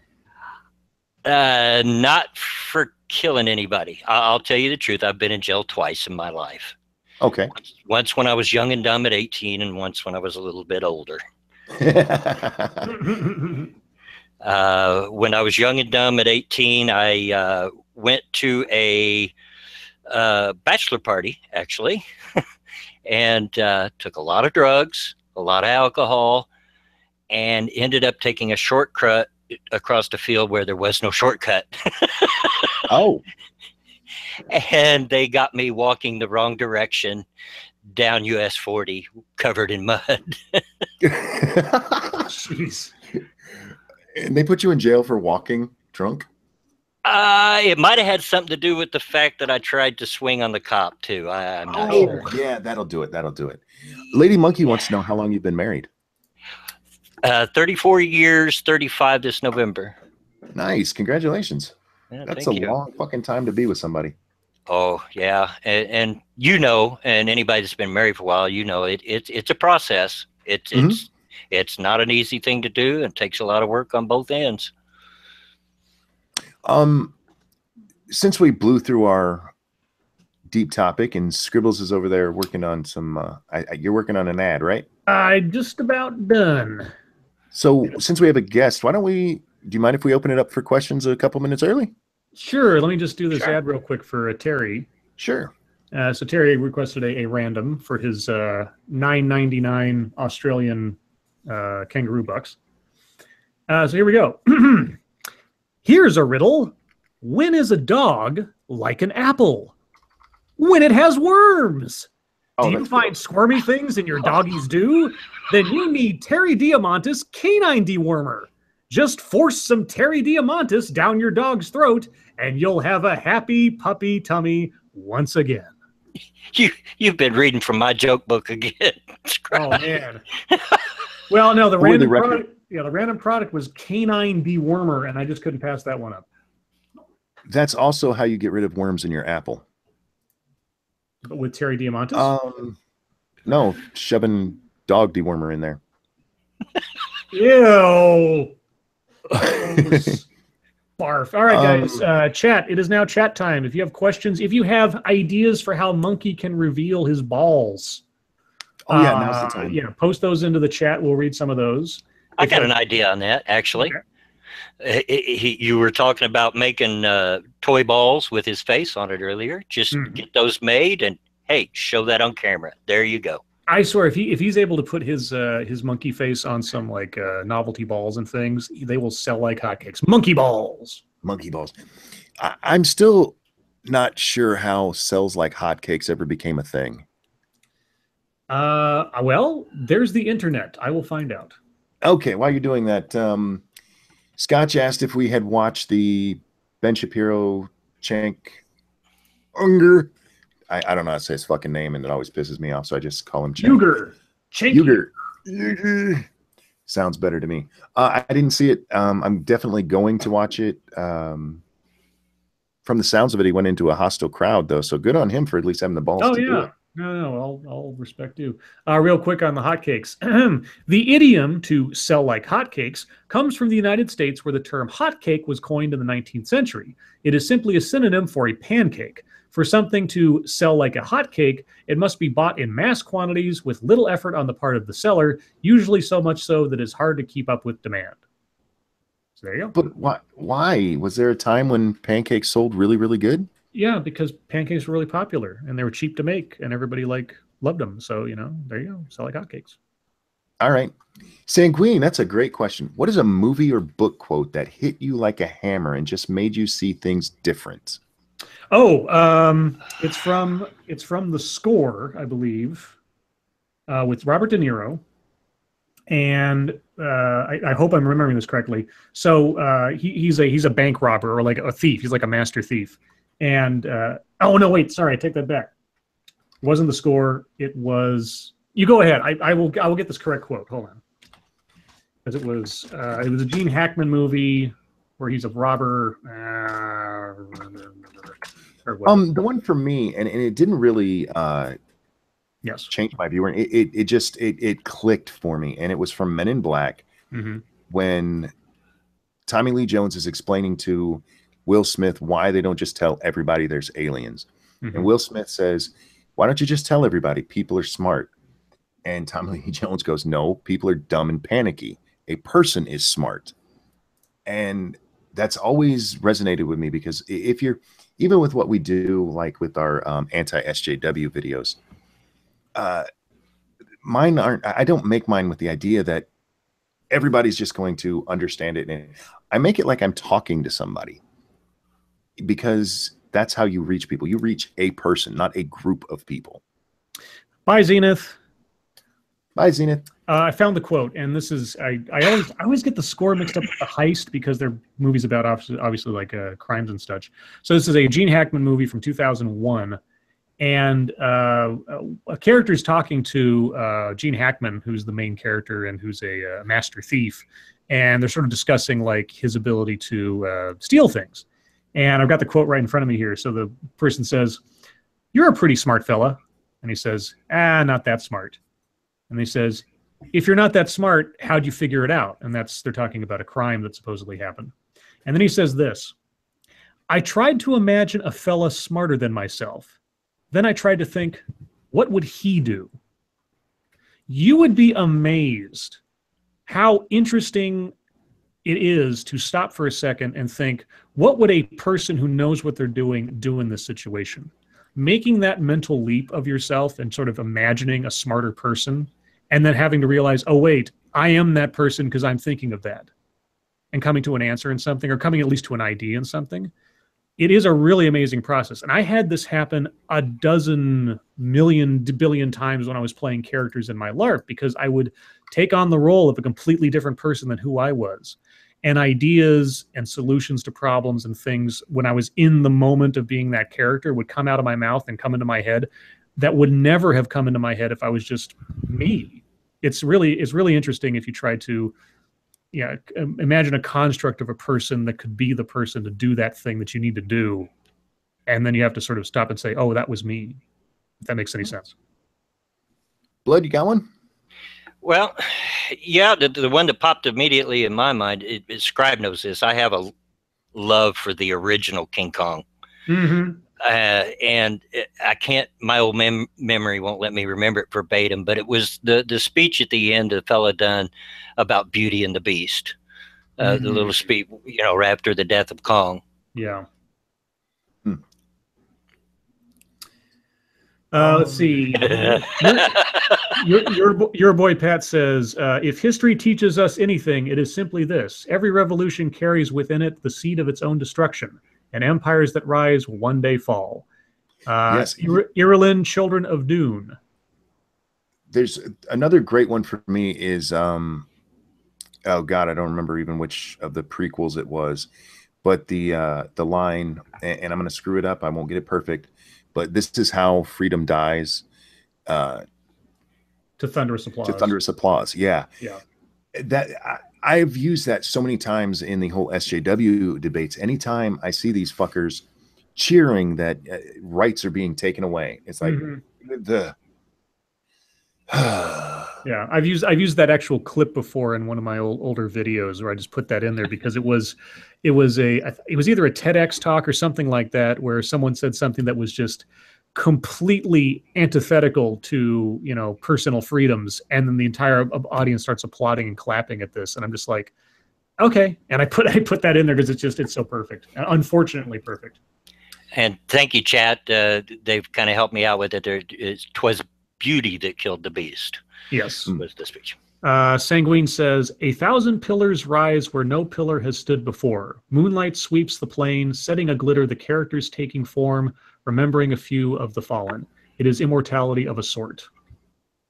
What's that from, Sanguine? Inquisitor says, I love when Sylvester Stallone in Predator says, yippee-ki-yay, motherfucker.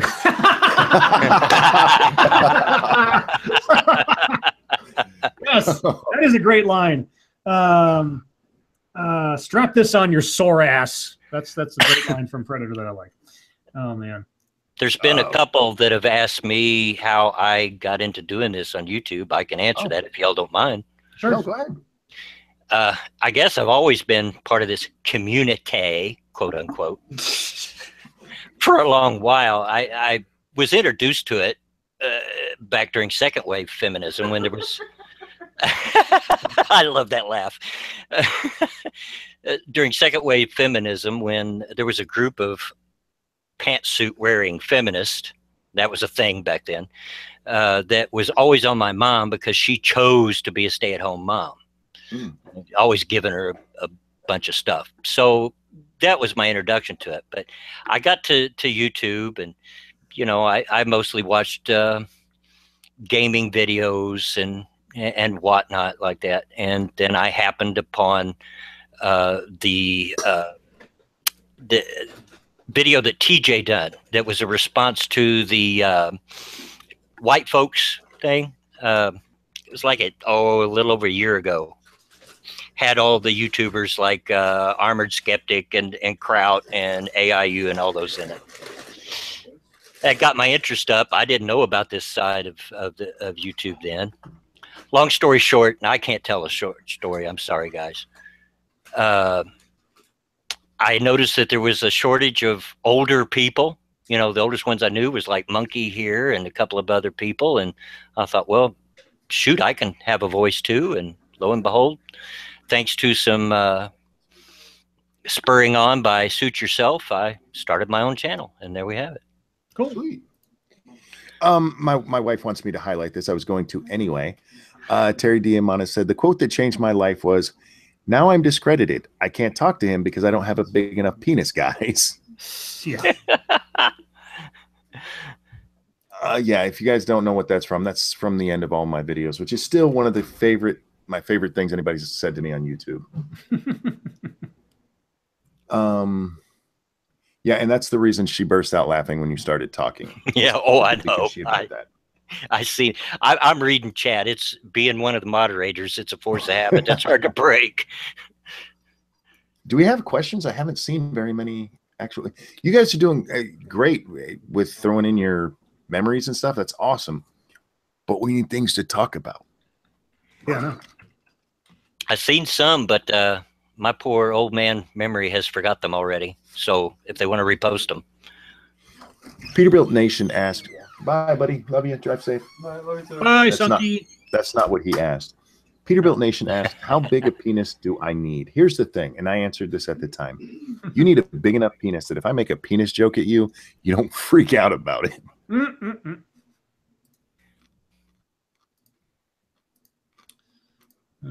Favorite color? Royal blue.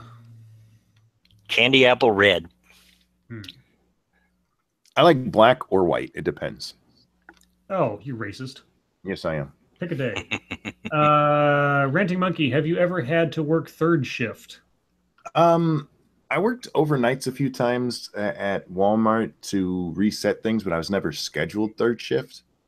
When I worked at the machine shop that I did, we didn't have a third shift. Our second shift, though, ran from 2:30 in the afternoon and 4:30 in the afternoon to 2:30 at night. That's as close as I've ever gotten. Ryolu the Panda says, okay, try this. Are there any absolute truths? No, there are never any absolute truths. I disagree. 2 + 2 is always 4. Math is an absolute truth, but otherwise, no. Let's see. Scribe Light, what kind of keyboard do you use that has a very peculiar sound? Is it mechanical? No, that's just because I hit the keyboard with the force of a hammer. He's mad at it. Yeah, I don't really do like pin key. I do sort of like advanced hunt and peck, and so it sounds very mechanical. You okay, dude? Uh-oh. Monkey dying on us?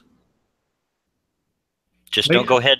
Yeah, just don't go ahead. Sorry, guys. Dude, if you need a drink or something, go take a break. No, I was eating a peanut M&M and I thought I'd swallowed it all.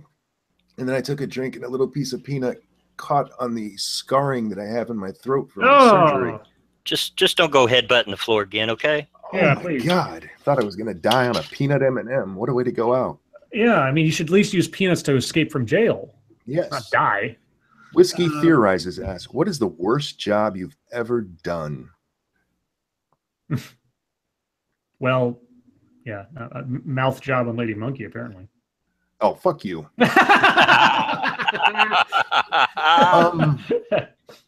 The worst job I've ever done was actually part of my job at Walmart. It was a cleanup job there where a woman had diarrhea and spread the love. I got. Yeah, it finally hit her. Yeah, I was wondering how long that would take to delay. Yeah. I got you one better than that. Years ago, before I was married, I worked at a local Denny's, and I had to clean the bathroom out after somebody got razor bladed in there. Ooh. Yeah, I just opened the door and drug the hose in. Scribbles? The worst job. I'll tell you, working collections can be a real test of one's morals. Yeah. I had God, I think I might have told this story before, but the worst story I ever had was I call up this lady and I tell her that, I'm calling to collect on her debt and everything else. And she says, well, see, my daughter I just took my daughter in last month and we found out that she has a lump under her breast. And we had to go through all this stuff.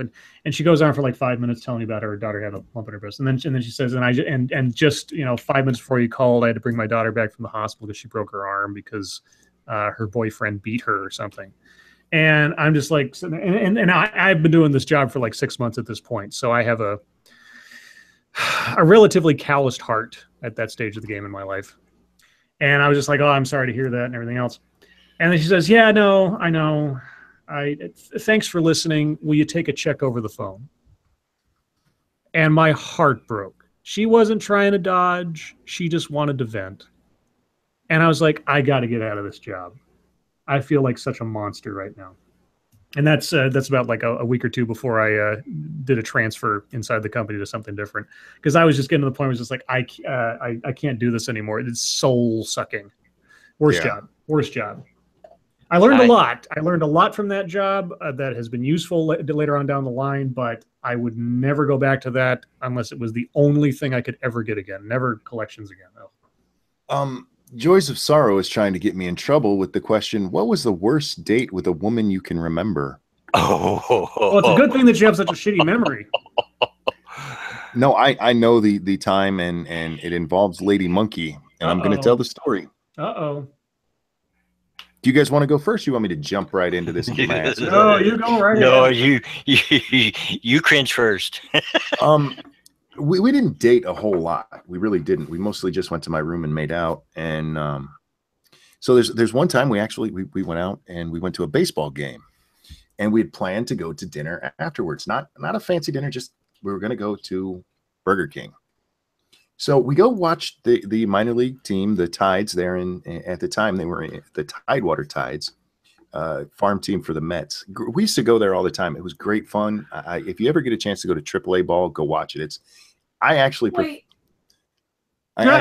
it to the majors. What? Can we add in, please? Uh-oh. That I was pregnant. Okay, she was pregnant. There were hormones involved in this. Okay. Did you guys get the disclaimer? There's hormones because she was pregnant. Yeah. Oh yeah. No. Okay. So we have a pretty good time at the baseball game, right? Uh-huh. And we're leaving. And I said to her, do you still want to get something to eat? Mm-hmm. Now, I said this because it was late. Okay. And I was trying to be nice. And my beautiful wife, or soon-to-be wife, freaked out on me and said I didn't care about her because if I cared, I would have just knew she still wanted to go eat. And it turned into this huge fight that lasted like hours. And yeah, that was the worst date I ever had. Uh-huh. Crazy pregnant lady just lost her mind with me because we had already planned where we were going. We had already planned it. Why would you ask? I'm still in trouble for this 20 odd years later. Yeah. You shouldn't have asked. But I love her and she was worth it. So. Oh. This is where SDA would be barfing right now, just so you know. Yeah, that's what I was going to say. Wait a minute. Let me do SDA here. So who's next? Who had a bad date with a woman? Okay, go ahead. It wasn't really a date. It was more a pickup, I guess. It was before I got married, and there was a local nightclub here in Indianapolis. It was called Piccadilly's, but it had quite the reputation. Everybody called it Piccadisease. Nice. But me and a bunch of my buddies, we went, and I got pretty drunk. I know I did because I was dancing, and I'm as white as they come. I don't dance. Anyway, come morning, I found myself in some girl's apartment, looked over at the young lady, and yeah, I wanted to chew my arm off. Did she have a penis? No, but it's a wonder because I think there was some facial hair. Oh, dude. I'm not sure. So I skedaddled out of there just as quick as I could and tried not to wake her, but of course she woke up. Where are you going, sweetheart? Where are you going? I just remembered something I got to do. Sorry, I'll call you. Scribbles. Oh, do you remember if she was at least good in bed? It's all a blur. Okay. It was one of those nights. It was all a blur. I've got a couple I could probably do, but the one that always stands out to me is I went on a date that I found through OkCupid. Okay. And OkCupid told me that this person was a 99% match. I'd never seen that before. I'd seen a 90, I'd seen like a 92. I'd never seen a 99. And to this point, I don't think I've ever seen a 99 cents. 99 cents. So I was like, okay, well, I messaged her and I said, so this thing tells me that we are a 99% match for each other. And she was like, oh, okay. So arranged to meet. I go meet. We go to a nice little restaurant, sit down, start talking to her. And it's like having lunch with myself. It was the creepiest thing ever. It was the most unattractive date. Not she was okay looking. I mean, there's not anything about that, but just the sensation of anything that I say or any subject she brings up, we're of the exact mind on it. So I will give OkCupid credit for, their metrics were good on this one because I was afraid I was going to be having sex with my sister, my lost at birth twin sister or something, if this advanced any further. Thankfully, it didn't go that far. It was just a nice little sit down date, one-time deal, and had lunch, said goodbye, and never seen each other again. That was maybe not my worst date, but it was bad just because it was like, this is so cringy, disturbing. Not that she was like repellent or something, but just that it was creepy. Excuse me. Can I say I think you missed an opportunity here? Oh, do tell.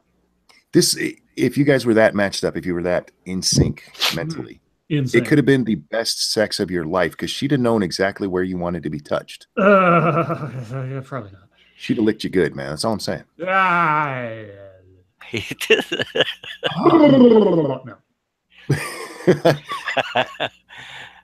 I was going to talk about something and I completely forgot because that jumped into my mind. Aren't you guys thankful? Thankful. Yeah. I think it was a question. Let me scroll back and see if I can find it.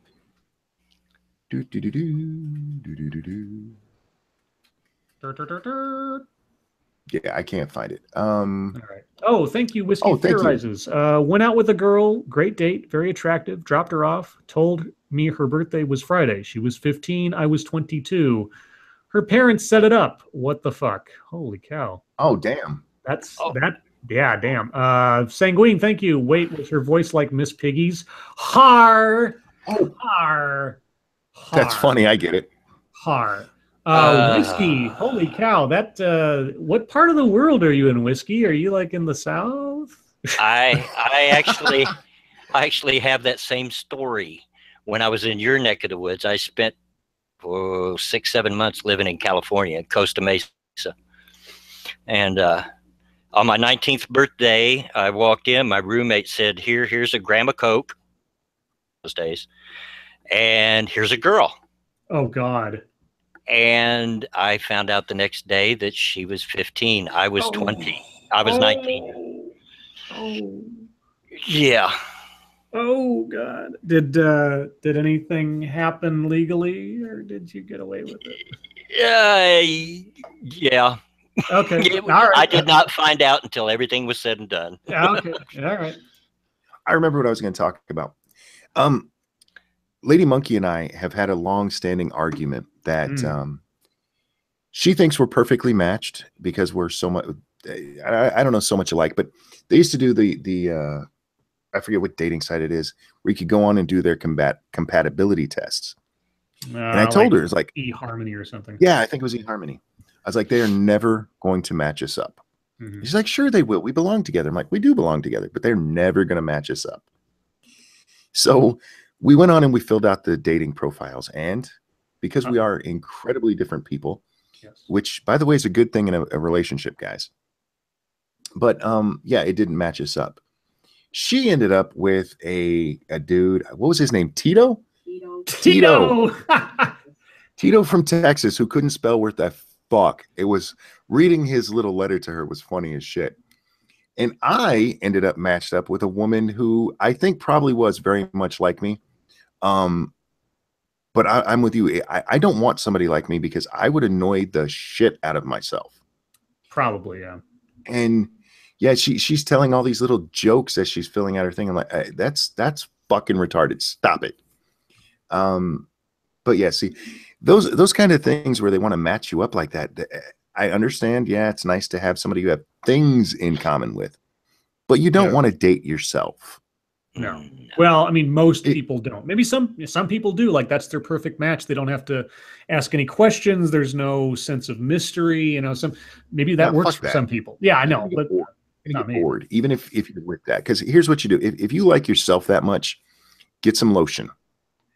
That's all. Sorry, real quick. Falcon Millennial, thank you. She said that I, quote, was cheating on her with an airplane because I canceled at 7 a.m. We were supposed to meet at 8 a.m. to go fly a Stearman. Okay. I'm assuming that's his worst date. She got mad at him for... Yes, for cheating on her with an airplane. Well, at least it wasn't a boa constrictor. Yeah, no doubt.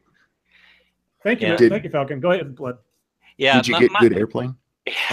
Oh boy, anyhow. I got. My wife and I are actually as opposite could be. I mean, you know, I love heavy metal music. She likes disco. I love video games. She likes Candy Crush. You know. Adam asks, who sang "Opposites Attract"? That was Paula Abdul. Good song. Yeah. There is MC Scat Cat. There is a PS to my story. I did get a puppy dog out of the deal. When I went to move back to Indiana from California, she gifted me a puppy dog, which turned out to be a really good dog, by the way. Yeah, in chat, somebody asked if the lady who sent me her little thing asked, so want to fuck. And Lady Monkey responded, no, I got upset over my match and made Monkey leave the site. She really did get upset by it because we do belong together, whether that site says so or not. That girl wearing glasses. I have just smashed the like button. Thank you, girl. Thank you so much. Everybody else, if you have not already, please by all means hit the like button because I hear tell that that's good for algorithms or something somehow. And their egos need it. So come on. Yeah, I mean, you know, my fragile widow ego, it needs to help. Could you help out a poor guy with a widow ego? Male fragility. That's right. Scribe fragility. Scribe fragility. Let's see. My unit loved that ad, Scribe Light. I showed it to many soldiers. Oh, the Coley condoms ad? I'm glad they liked it. Jesse Jess, Scribe Light, you are adorable. Aww. Stacy Gardner says, who is your favorite superhuman character? Ooh. I like this because it's not just superhero. Superhuman, yeah, that's true. Man, I would say Zeus, actually. Oh, yeah. Because Zeus was so fucked up. If you read mythology, Zeus was a crazy bastard who just liked to fuck things, and he would do anything to get laid. Superhuman character. Not that I think that's okay to do. I just think it makes for good stories. Being the comic book nerd that I am, my mind immediately went to comic books. My favorite would be Spectre. Okay. DC Comics. DC Spectre. Yeah. God, favorite superhuman character. That's a tough one. Since yeah, like Monkey said, it goes to all types of different things. I'll have to think about that one. That's Jesus. Well, I mean, probably. Does it have to be human superhuman, or can it just be sort of like a powerful character? Because if it was a powerful character, I'd probably say Cthulhu. He's not superhuman though, so. Oh God, I don't know. I'll think on that one. I'm not quite sure. Let's see. I'm being told Zeus doesn't count because he's not a man. I'm still going with he's superhuman. He's more than human. More human than human. White zombie. Yep. Well, what would you do with googly eyes? You mean like the cartoon ones? You'd look like a freakazoid. Googly eyes. You'd look like the bad guy in the Who Framed Roger Rabbit. Yeah. Oh, exactly. Yes. Judge Doom. Not Hancock, Scribe Light. Yeah, no, I wasn't going to say Hancock. I still think Hancock is one of the most underrated movies. Yes, that is a very good movie. It didn't get a lot of attention because obviously it's not a established intellectual property. And I always thought they were going to do a sequel. They never did. And I thought a sequel could work for that movie. Yeah. Scribe Light, let's make it comic books to make it easy. Well, if it's comic books, then my favorite superhuman probably Spider-Man. I can't say Doctor Doom because he's got magical powers, so I guess he'd be superhuman. Yeah, Doctor Doom. Doctor Doom, because I mean, Doctor Doom as a villain and as a character was always the most fascinating because he was so pragmatic about things. He wouldn't go after when he was written well, he wouldn't go after the good guy just because he's a bad guy. He'd only go after the good guy if there was something in it for him. Otherwise, he would help the good guy if there was something in it for him. It was always a very pragmatic villain. I liked him. Uzi Q asks, wasn't Hancock an alcoholic? Yes, and it's one of the greatest moments of that movie. The woman said, I could smell alcohol on your breath because I've been drinking. Yes, he was an alcoholic, but I loved that movie for one reason and one reason only. It answered the age-old question when he's having sex with the girl and she's on top. And he has to throw her off at the last minute. Yeah, right. So, because I always wondered that, okay, Superman with Lois Lane, how does that work? That's why Superman eventually had to hook up with Wonder Woman because only she could take the pace. She could take it. Let's see. Ranting. Shady Grin says The Shadow. Okay, legit. I still kind of like the Shadow movie with Alec Baldwin. There's a lot in there I like, even though it's cheese.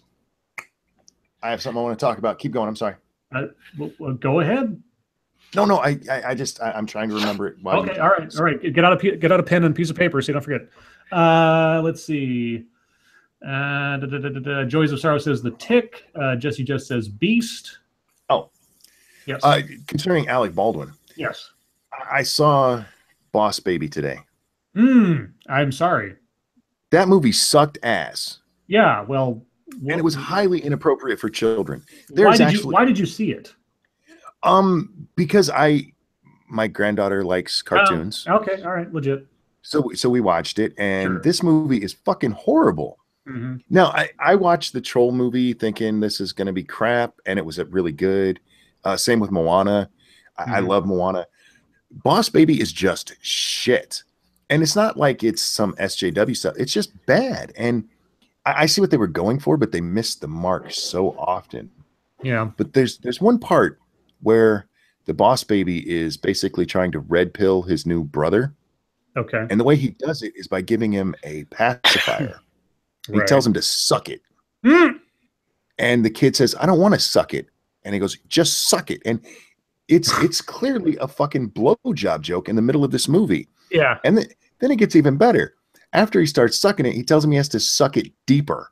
Oh, God. I'm like, what the fuck am I watching? See, remember we were talking the other night about how movies that could transcend ages because the subject matter for a young audience is still entertaining, and then the subtext from the other characters is entertaining for the like Ghostbusters. Mm-hmm. Yeah, that fails completely. It does, because this one was just bad. Poorly done. Scotch asks, did you hear about Sony making a movie about memes named The Meme Movie? You know, at this point, I wouldn't be surprised at anything that Sony decides to do. But if that is so, I am dying to see a 3D rendered Pepe. Yes, that would be awesome. That'd be great. They'd fuck it up, but yeah. That sounds like it went a little bit too far. That movie you was talking about there, Monkey. I mean, it's one thing to make a movie that appeals to kids and adults both. I mean, I grew up on Rocky and Bullwinkle, and when you grow up and watch those old episodes, you realize there was a lot of jokes you didn't get as a kid. Mm-hmm. Right. Yeah, but you don't go overboard with it. That's just ridiculous. No, this was so nuance. Nuance and subtext are how you get the adults to appreciate it, because there's a, like when I saw Ghostbusters when I grew up, there was this weird sort of sense of accomplishment that I understood this part of the movie that completely went over my head as a kid. Oh yeah. But it wasn't so overt that it was punching me in my face like I would be a kid and getting it, because it was situational. It was the writing. It was the play from one character to another that made it so classic. When you do it something like that, suck it. Like, you know, a 4-year-old can find something funny about that in a stupid way, and then adults like, this is not appropriate. Yeah. Uzi Q asks if Grand Monkey has seen Shrek. She loves Shrek. She likes all 4 movies. She likes the Puss in Boots movie, but she has a problem pronouncing Shrek. It comes out cock. Grandpa, cock too. I want to watch cock. It's like, watch cock. Oh, Shrek. Gotcha. I want to watch cock. I won't dox myself, so I won't tell you my real name, but I'm a junior. So from the time I was born, I was given a nickname, which is Buddy. If you're friends or family, you call me Buddy. And that's just what I answer to. I had a niece that couldn't say it and was always calling me Uncle Butt. Uncle Butt. Nice. Uncle Butt. Let's see. Grand Monkey also has problems saying chalk. She says the same word. Oh. Clock is also cock. If you've ever had little kids and they have trouble pronouncing certain sounds, they will fuck up multiple different words in the same way, and that's the way she does it. Endless source of entertainment. Yeah, well, I may or may not have a couple of videos of her asking to watch cock. You need to extract the audio from that and use that in a video somehow. Yeah. So last call, guys. We're 3 minutes from the top of the hour. So if you have any other questions or comments or anything you'd like to discuss real quick, now's the time. Tomorrow night we are on Monkey's channel, if I'm not mistaken. Yes. Okay. Oh, that's a great idea. You need to use Uncle Butt as one of your characters, dude. Oh yeah. But that would be awesome. Yeah, bring that in there with Melvin. Let's see, Cormezranth, if I'm saying that right. Scribe, what do you think of the Alien Nation movie/TV series and upcoming remake using current events? They're doing a remake. I thought the Alien Nation movie, the original, was great. I thought it was one of those movies that was able to do a lot of social commentary using a sci-fi setting for it, which at the time worked for me. James Caan was hilarious, and the guy who played San Francisco, I forget his name all of a sudden. But anyway, the TV series I had a hard time getting into that just because it was on Fox and it was on late at night. And so I don't remember much about it. I don't think it was bad because it lasted quite a while. If they're doing a remake, I can only imagine what kind of super duper social justice stuff they're going to use as plot lines in that. I can just imagine. But, what are you going to do? BG has asked me this a couple of times, wants to know what my personal favorite hold my beer moment was. Oh. Is when I was a teenager, a bunch of us decided to go swimming. So we went to Bedford, Indiana, which is full of a lot of strip pits. Snuck in there, went skinny dipping. The ledge was probably a good 30 to 40 foot tall. And on a dare, I jumped off feet first into the water. What I didn't realize is about 10 foot under the surface of the water, there was a ledge. Oh. Yeah. Didn't break anything, but it's a wonder. Oh, boy. Is that why you walk with a cane now? Yeah, might be. Well, guys, I just put the link back in the chat for Blood's video that I talked about earlier. Somebody asked me to post it near the end of the chat. There it is. All righty. Well, guys, that is going to bring us just to the top of the hour. So I want to thank chat so much for coming out tonight, as you always do. Really appreciate your loyalty and attention and all your questions and input. Thank you so much for the donations. To our moderators in the chat, thank you so much for taking the time out to keep an eye on things for us. I think it was a pretty quiet night tonight, relatively speaking. Yep. Bloodwing, thank you so much for coming in and filling in for SDA and unfortunately her internet problems tonight. Anytime, folks. Anytime. And Monkey, as always, thank you so much for coming on and being my co-pilot when Jesus isn't around. Everybody, as my phone's beeping at me, we'll see you tomorrow night on Monkey's channel. And again, thank you so much for coming out. Look forward to Monkey Wednesday night on Warski's stream around, what, 4 p.m. was it? Yes. As far as I know, we're going to be at 4 p.m. Eastern time. Mm-hmm. And yeah, so everybody have a good evening and we'll see you tomorrow.